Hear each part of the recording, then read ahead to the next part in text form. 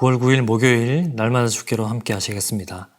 오늘 본문은 누가복음 3장 1절부터 20절까지입니다. 최근에 기후변화로 인해서 많은 비가 내리는데요. 올해는 그렇게 많은 비가 내리지 않았지만 작년 한 해는 우리가 알다시피 엄청난 양의 비가 쏟아졌습니다. 비가 많이 오게 되면 그 홍수라는 그 재해로 인해서 큰 피해를 입을 수밖에 없는데요. 이것을 조절하기 위해서 댐이라는 것이 있습니다. 아시겠지만 우리나라에는 소양강 댐이 있습니다. 한강의 홍수를 조절하는 최후의 보류로 알려진 아주 큰 댐입니다. 그런데 사실 웬만해서는 이 댐은 그 수문을 잘 열지 않습니다. 이 댐의 완공이 1973년인데 지금까지 겨우 열 몇 차례 수문을 개방했을 뿐입니다. 그런데 작년에는 수년 만에 이 수문을 열고 많은 양의 물을 방류했다고 합니다. 그만큼 많은 양의 비가 쏟아졌기 때문입니다. 여러분, 엄청난 그런 홍수가 한 지역을 휩쓸고 지나가는 그런 장면을 한번 생각해 보십시오. 어떤가요? 모든 것들이 파괴되고 또 폐허가 되고 잔해가 남고 수많은 어떤 피해와 아픔들이 생길 것입니다.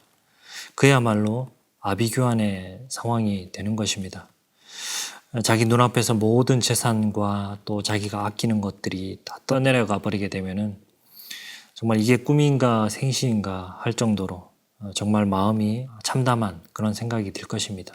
그런데 이런 홍수는 아무 대비 없이 우리에게 닥치는 것이 아닙니다. 정부에서 충분한 데이터로 그러한 징후들을 감지하고 우리에게 알립니다.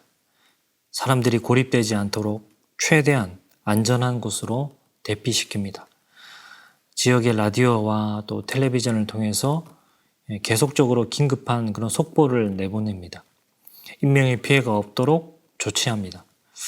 급박한 위험 앞에서는 긴급한 행동이 필요하다는 것입니다. 위험을 알리는 행동이 필요합니다. 오늘 세례 요한이 바로 그런 일을 하고 있습니다. 9절에 보게 되면 이미 도끼가 나무 뿌리에 놓였으니 좋은 열매 맺지 아니하는 나무마다 찍혀 불에 던져지리라.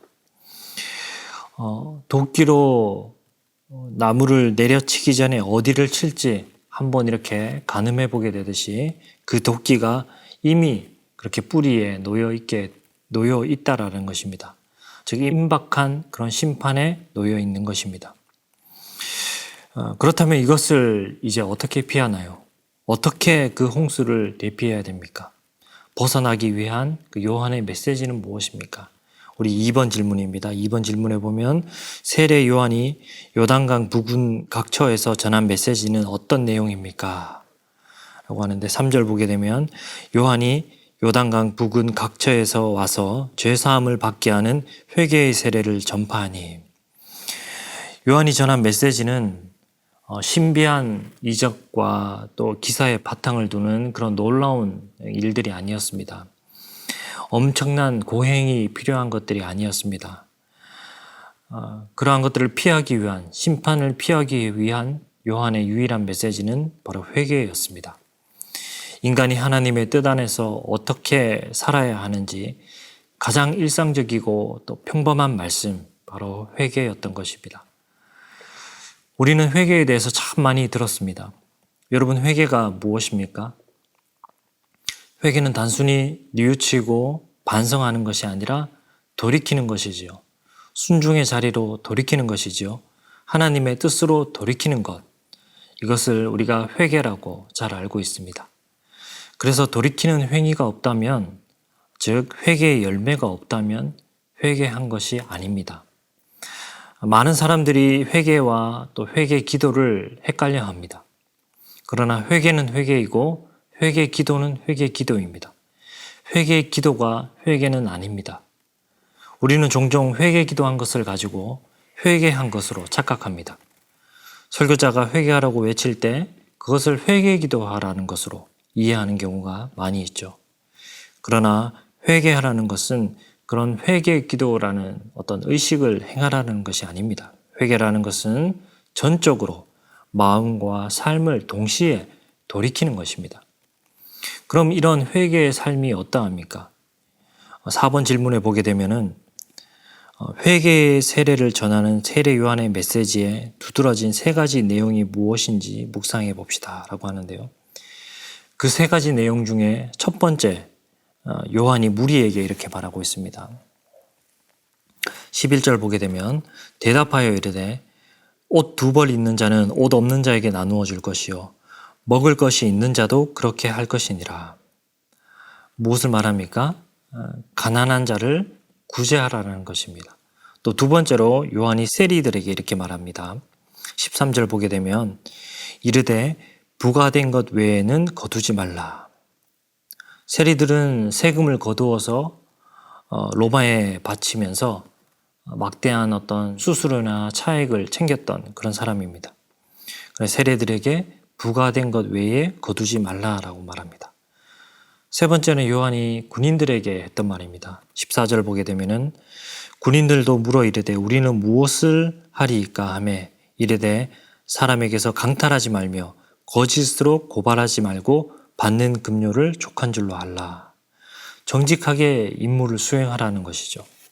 그렇다면 결국 요한이 말하고 있는 회개, 그 회개의 열매라는 것은 무엇입니까?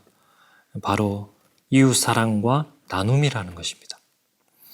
여러분, 회개하지 않는 자에게 가장 중요한 것이 무엇일까요?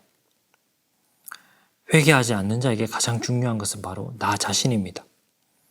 회개하지 않는 자가 자신의 잘못에 대해서 뉘우치는 마음이 없다던가 혹은 반성하는 마음이 없다던가 회개 기도가 전혀 없는 것은 아닐 것입니다. 분명히 있을 것입니다. 그러나 성경이 말하고 있는 그 회개라는 것은 반드시 이렇듯 열매로 나타나고 있다는 것입니다. 그 열매라는 것은 자신을 위한 삶이 아니라 이웃이 눈에 보이기 시작하고 이웃의 아픔이 눈에 보이기 시작하고 이웃의 고통이 눈에 보이기 시작하여서 그들을 사랑하고 섬기는 모습으로 변화되는 것입니다. 이웃을 나의 욕심을 위한 탈취의 대상으로 삼는 것이 아니라 그들을 섬김의 대상으로 보기 시작하는 것입니다. 이것이 바로 회개입니다. 이런 삶을 살아가는 사람들을 회개의 세례를 받은 자라고 이렇게 말합니다. 그러한 회개의 세례를 받은 자의 돌이켜진 그런 선명한 삶의 방향이 오늘도 우리의 일상 가운데 나타나기를 소망합니다.